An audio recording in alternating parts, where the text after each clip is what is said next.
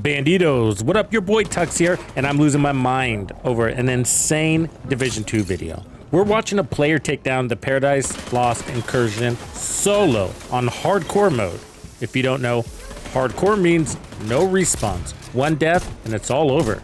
If you're a gamer that loves seeing next level plays, you're gonna want to stick around for this one. It's gonna blow your mind. Let's do this. Wait, did we just become best friends? So nice to meet you. I think you're cool. Piece of shit wristwatch. So real quick, let's set the stage for those who might not know. The Division 2 is all about surviving a post-apocalyptic DC, and Paradise Lost is one of the toughest challenges. This incursion is a high-stakes mission where you're dropped into a war-torn zone packed with cleaner enemies. So think fire, mortars, turrets, and drones all gunning for you. What makes it brutal is the enemy composition, tight spaces with no room to breathe, and mechanics that demand perfect coordination. Not to mention tons of status effects. Paradise Lost offers a variety of challenges across 4 main checkpoints, including disabling turrets while being mortared to hell, holding back waves of enemies trying to detonate a truck bomb, running away from a man on fire, immune to your damage until you put him out of his misery, and finally taking out the 2 lovebirds who deploy skills that can one-shot you straight back to hell. Typically,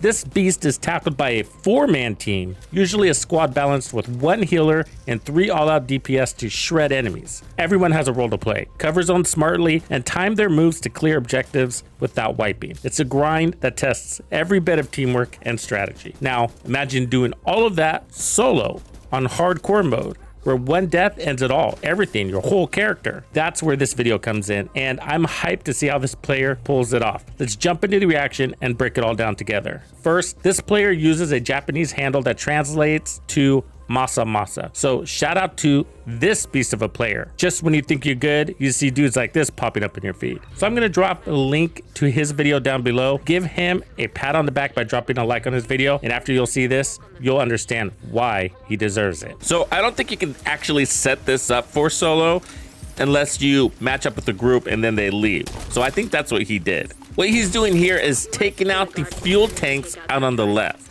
And he's using an oxidizer and just arcing it way out there. And to be honest with you, I didn't know the oxidizer had that kind of range. I know we do this strategy for many things in the game, but this is crazy. And it has me rethinking my strategy for Paradise Lost when playing in group. Maybe it's smarter to just hang back here, put your chem on overcharge, and do it this way, instead of running up there getting mortared and bombed all to hell while trying to shoot the gas tanks. And now he's switching to a decoy. Heads up, Agent. These cleaners must have developed a new fueling system. They're not wearing their regular gear. So if you were planning on... It looks like he's waiting it out, so he's not attacking the heavy, which is interesting. Well, this guy's got a plan, and my guess is he was waiting for the prompt, which has him running back to the patio.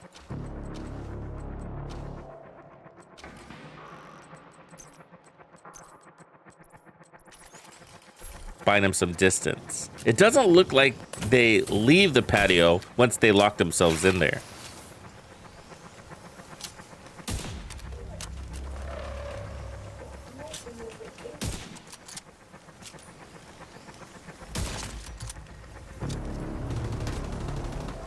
If you've never played Paradise Lost, that all looks simple, so what's the big deal? I created this special image just to help explain what's going on here, because I think it's easier from a bird's eye view. So that's the Merit Estate in the back. At the very bottom here is where you start in, and you either can go left or you can go right. So path 1 and path 2. He chose to go with path 2. So the objectives: destroy the fuel tanks to disable the turrets. Now the fuel tanks are in a very pain in the ass place. So here I have them marked in red. So they're on the other side of a steel fence. And then that fence is actually covered with like wood planks and stuff like that. So you have minimal visibility to it. You actually have to climb up on this little hut structure that's on the left-hand side, the one that's made out of wood. Get on top of it, then you have to shoot through a small gap at the gas tanks. That doesn't sound too hard, except that turret is blasting at you and it hits really hard. So you have to disable that first so you have a clean shot. Otherwise it's gonna wipe you. One player EMPs that turret while the other one goes to shoot the gas tanks. And then you're kind of ignoring the enemies. So the red squares are the enemies that are hopping around trying to kill you. The one enemy in the middle is a sniper, and that one is lethal. So once you take out the barrels on the left, you swing over by taking the yellow path to basically that garbage truck on the right. You climb on top of it to get some visibility on the fuel tanks on the right. You take those out, and then that second turret is now disabled. In order to do that, you have to EMP that turret also. So a player will take care of that. Once both turrets are down, you just kind of clean up the area, which is not that big of a deal. So what's hard are the objectives and not dying from either the turrets or the mortars. So that's what makes this all difficult. So that's the deal. So what's crazy is that before he really even enters the battlefield, he takes out that left turret from so far away. That might even be the best way to do it in group. Let's just take out that first one way the hell back here. The little nuances, like there had to have been some failure leading up to this, because how did he know to throw that decoy there and just sit and wait? Must have been some trial and error. Okay, now we're at the second checkpoint. So basically the idea here is to protect the semi truck that's parked right there in the center, and then otherwise just survive. The semi truck is basically a giant bomb, and the key waves will have a diamond over the enemy's heads, and those guys are going to try to take out that truck just by shooting it. It can only handle so much damage, and if it blows up, then you wipe it. In most cases, we have a player on the left, a player on the right, and then two holding it down in the back, and one of those players is the healer. So let's see how he gets it done. So what's interesting is the skill he's using here. It's the sniper turret, and he's thrown it on the second story hut.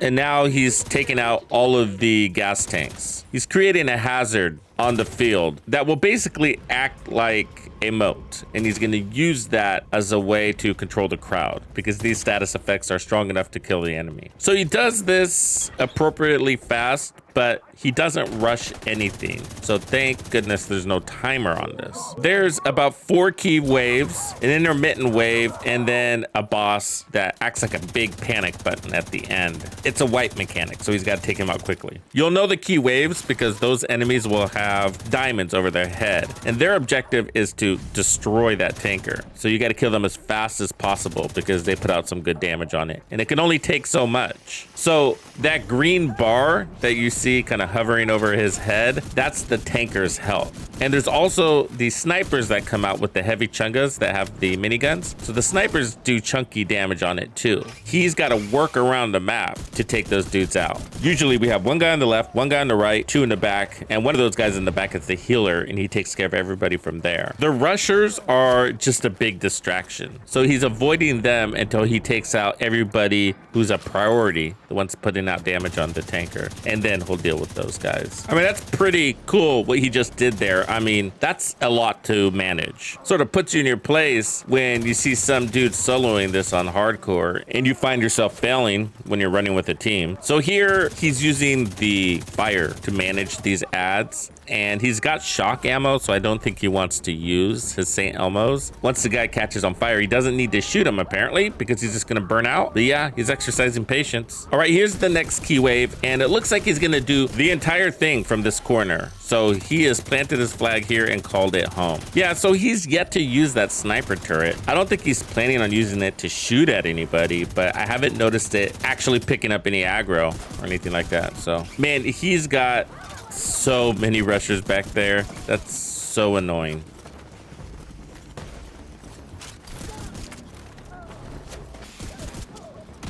Now the drones come, and I'm curious on how he's going to handle this, because these are a pain in their butt. They're not your average drones. They got pretty high armor bar. Oh, interesting. Okay, so he's going to the entrance and then just doing a peekaboo shield strategy.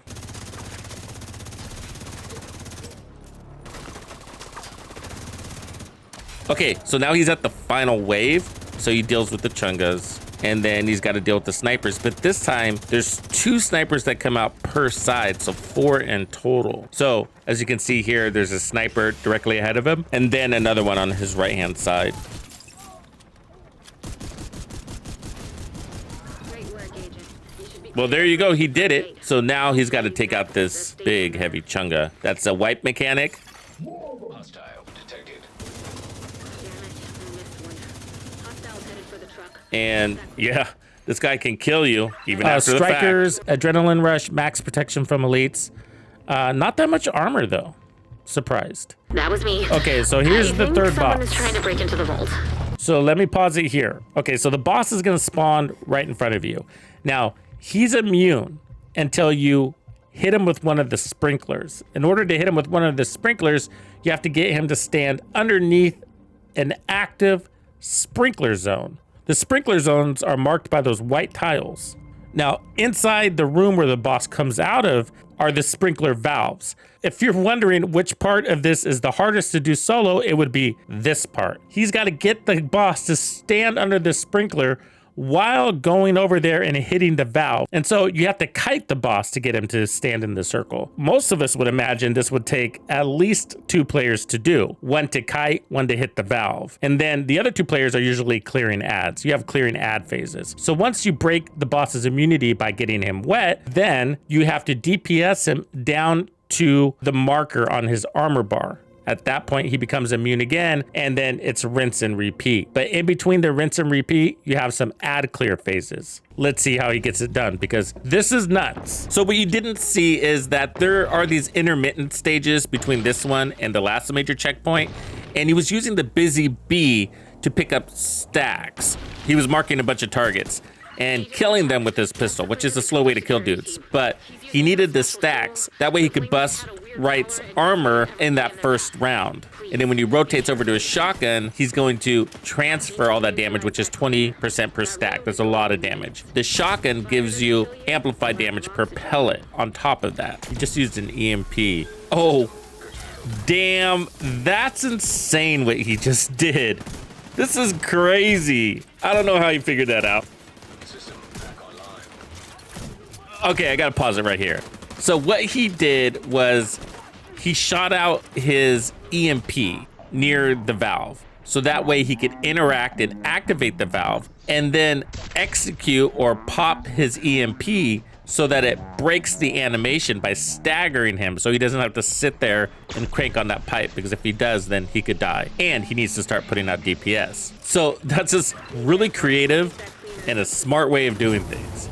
But the timing on it is crazy, right? Because there's prep to that. He's got to shoot it out. But after he's kited the boss, get him to stand still with the boss's animation, while he comes over here and starts his animation, activates his EMP, and then switches to his shotgun from his busy little bee and start hammering down on the boss. So I don't know how he's resisting damage from that rage wipe mechanic. I mean, he has the bonus armor. He's running protection from elites. He's still not taking much, if not any damage at all. My guess is the modifiers are helping him because they give him more protection from elites, as well as hazard protection. But he's not running a ton of armor, so it's not a ton of hazard protection, because you need armor to get hazard protection per the modifiers. Either way, it's incredible because he's just running around and he's not taking any real damage from it. I was just talking about this the other night during a live stream, that adrenaline rush is being slept on. It's not new or anything, but it is incredible. That's a lot of bonus armor he's got. And all he has to do is ping enemies around the room to continue to refresh it and stack it or maintain its maximum. And it's a really good way to survive without a shield, because if he used the shield, he'd be too slow and Wright would catch up to him, stick him to the ground, and swing his big old axe at him. It's really neat that he's playing this way, very nimble, out of cover, and basically unkillable as long as he's moving. So he didn't quite break his armor bar on this one. It's not the end of the world, but you really want to do that and keep it down to 3 phases. If you don't, that means the more time you're spending in this room. The more time you spend in this room, then the more difficult it gets. They start throwing out more ads at you. They start throwing out more heavy chungas at you, and the room just closes in on you because of all of the fire that Wright releases a little at a time. What's weird is he's not spending a lot of time on any of the ads. So what's happening? Do they just evaporate eventually? But the ones he can't ignore are the heavies, because they'll shred him to pieces eventually. They have a minigun, so he's got to deal with them. So it looks like he relies on the booth area, because the water valve and the sprinkler are really close to each other, which is pretty smart way to manage this. So in between, he's sort of just buying time, because it takes a little bit of time for a water valve to reset once you've used it.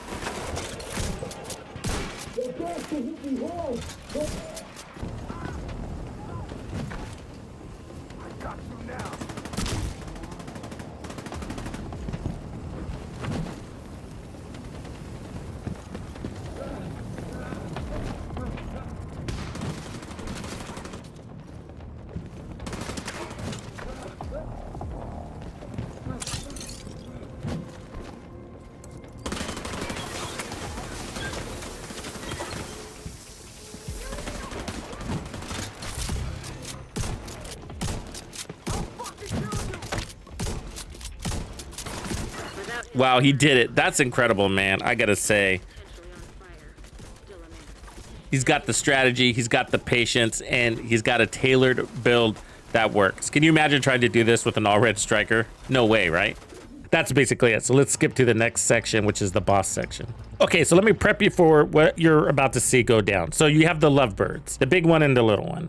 And then there's a drone that teeter-totters between them. So they share the drone. It's a healing drone. And the big enemy is a flamethrower enemy. And she also calls in artillery strikes in certain spots. And then the smaller enemy is a skill enemy that's also a sniper. So his skills are really strong. They can one-tap you. And so that's why most of us fight it from this entry spot behind the gates. So his skills can't get to you. The idea is to put damage on the enemy that does not have the drone so that that enemy requests the drone to heal. The drone is only vulnerable during transit between the two bosses. So you have to blow it up at that point. Once you do, they'll retreat to repair the drone and to call in a mortar strike. You're trying to DPS and kill them during that retreat stage. Let's see how he does it. So what he does here is pretty friggin' genius. He's basically pushing himself inside of Martinez so that she can't damage him because her range is beyond his positioning. Have you ever had an enemy get stuck inside your shield or they're so close you can't actually shoot them? It's like a camera angle thing, right? That's basically the mechanic he's playing into, which is nuts and really smart. Okay, so he destroyed the drone, so he's gonna put as much damage out on her as possible. And so what they're doing up there is they're repairing their drone. And then when the flare goes up, that means an artillery strike is happening. You still get hit by artillery back here, and then the process repeats. The goal is to destroy Martinez and then destroy Johnson. I'm gonna skip this a little bit because he's basically doing the strategy that everybody's doing. He's just found a loophole to prevent damage from Martinez, which is really incredible, I do have to admit. Now, the challenge is Martinez might not be damaging the person that's inside of her, but will be damaging the other 3 agents that are hanging around. And not everybody can climb inside Martinez, or can they? And so she's now retreating. What's interesting is that we usually start the DPS ASAP here. He waits a little bit, and I don't know if it's because he doesn't want to reload while DPSing her, and he wants to activate his active modifier. I can't quite figure that out, but he does pause before he shoots at her. So the trick with Johnson is to be patient and find that moment when you can burn him down cleanly. You don't want any obstructions between you and him when that time comes, because he will drop a healing station and you have to quickly get that healing station out of game. Otherwise, he's going to heal all the way up and it becomes a painful, slow process. We don't want to go out there because his skills can one-tap you, right? So you want to do everything in here. It's a little bit of a patience game when it comes down to Johnson. Sometimes he runs right up to the gate and you blast him. Sometimes he lollygags back there. What's really crazy is that he's taking direct rockets to the shield and it doesn't look like he's taking any damage. Now, I'm assuming that's just from his protection from elites and the big from modifiers, but still, that's just crazy. I don't know what to tell you, Bandidos. This blew my mind. Let me know if it blew yours too. And I don't know, if you're a Division 2 fan, maybe you need to start stepping up your game. I guess I have to. Catch you in Brooklyn. Thank you for hanging out with me. I'm Tuxedo Bandido, and if you found this video helpful, be sure to hit the like, subscribe, and turn on your notifications so you don't miss out on the good stuff I have coming for you. And if you like content like this, be sure to check out the video I have recommended for you right here. If you have anything you would like me to cover, be sure to let me know in the comments below. And thank you to all the channel members and donors who make things possible. Tux Nation wouldn't be the same without you. When you buy a game from Ubisoft, enter the creator code Tuxedo Bandido to support the channel. Easy peasy. Wait, did we just become best friends?